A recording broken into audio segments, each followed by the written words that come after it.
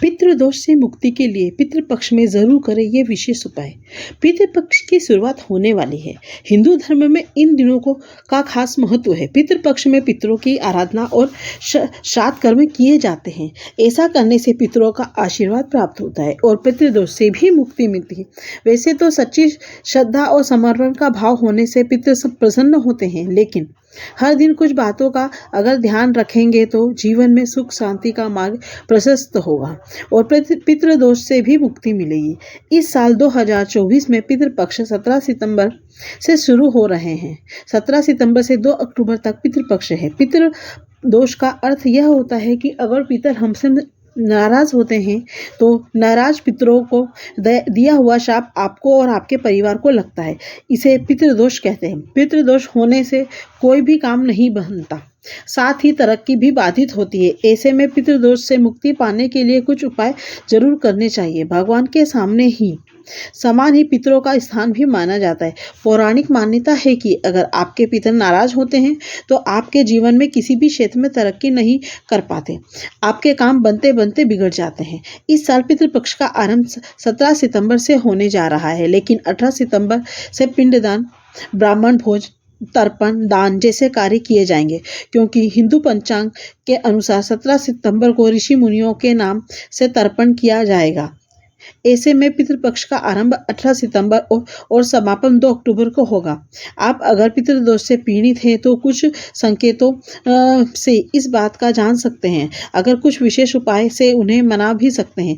प्रिय मित्रों, वीडियो को आगे बढ़ने से पहले मेरा आपसे अनुरोध है कि अगर आप लोगों को भी चाहते हैं कि भगवान विष्णु और माता लक्ष्मी का आशीर्वाद आप लोगों पर बना रहे तो इस वीडियो को लाइक अवश्य करें और हमारे चैनल को सब्सक्राइब भी अवश्य करें और बेल नोटिफिकेशन को अवश्य दबाएं, ताकि हमारा हर आने वाली वीडियो का नोटिफिकेशन सबसे पहले आपको मिल सके।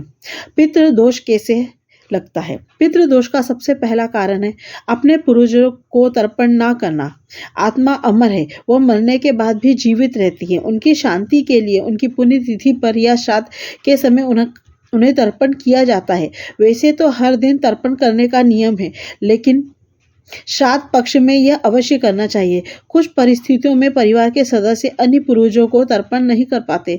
ऐसी स्थिति में उन्हें पितृदोष का सामना करना पड़ता है। वहीं जातक की कुंडली में सूर्य, राहु और शनि की स्थिति भी पितृदोष का कारण बनती है।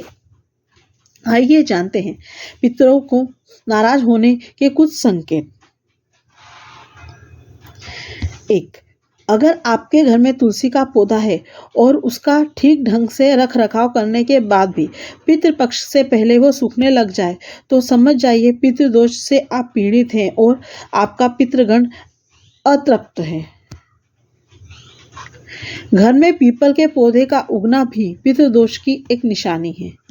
कभी कभी घर की दरारों, छतों पर, टूटे फूटे गमलों या फिर घर के आंगन में पीपल का पौधा अपने आप उग जाता है। घर में पीपल के पौधे का उगना शुभ नहीं माना जाता, इससे घर में नकारात्मकता आती है। पौराणिक मान्यताओं के अनुसार अगर किसी व्यक्ति पर पितृदोष लगा होता है तो बहुत चाहने और कोशिश के बाद भी उसका वंश आगे नहीं बढ़ पाता। इसका अर्थ यह है कि संतान उत्पत्ति में बहुत सी बाधाओं का सामना करना पड़ता है। चौथा है, हर व्यक्ति के जीवन में छोटी मोटी दुर्घटनाएं होती रहती हैं, लेकिन जब आपके घर में कुछ दिनों में ही एक के बाद एक दुर्घटनाएं होती रहती हैं तो आपको समझ जाना चाहिए कि इसका कारण पितृदोष हो सकता है। ऐसे में इन संकेत को समझकर आपको विशेष उपाय जरूर करने चाहिए। 5वां है, हर व्यक्ति कामयाबी पाने के लिए मेहनत करता है, लेकिन मेहनत करने के बावजूद जब आपको तरक्की ना मिले या फिर आपके काम में बार बार बाधाएं आने लगे तो यह भी पितृदोष का एक संकेत माना जाता है। आपको पितरों का शांत करने के लिए कुछ विशेष उपाय करने चाहिए। 6वां है, घर के मांगलिक कार्यों में बाधा आना। आपके घर में अगर कोई मांगलिक कार्य करने की तैयारी के बीच में कोई बाधा बार बार खड़ी हो जाती है तो आपको समझना चाहिए कि आपके पितर आपसे खुश नहीं हैं और किसी ना किसी कारण से वे आपसे नाराज हैं। ऐसे में पितरों को शांत करने के लिए कुछ विशेष उपाय करने चाहिए।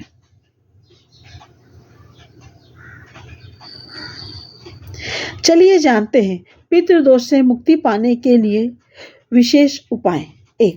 पितृपक्ष में हर रोज गाय को चारा और गोग्रास खिलाना चाहिए।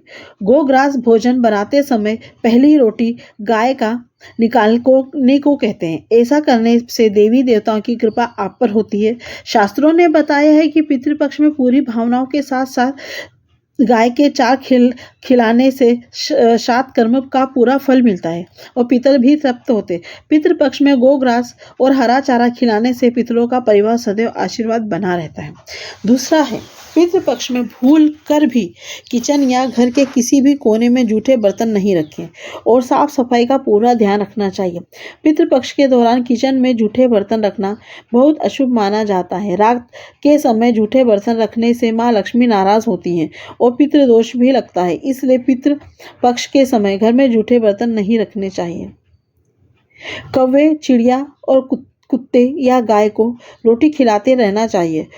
उक्त चारों में से जो भी समय पर मिल जाए उसे रोटी खिलाते रहें। पितरों को मनाने के लिए आपको पितृपक्ष में उनका तर्पण, पिंडदान और श्राद्ध कर्म जरूर करना चाहिए। इससे पितरों की नाराजगी से मुक्ति मिलती है। 5वां है, पितरों की तस्वीरों का रख रखाव भी आपको अच्छी तरह से करना चाहिए।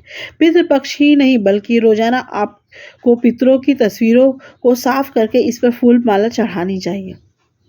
6वां है, पितृपक्ष में हर रोज सुबह शाम पितरों के नाम से एक दीपक दक्षिण दिशा की ओर मुंह करके जलाना चाहिए। पितृपक्ष में दक्षिण दिशा से पितर पृथ्वीलोक पर अपने रिश्तेदारों के यहाँ आते हैं।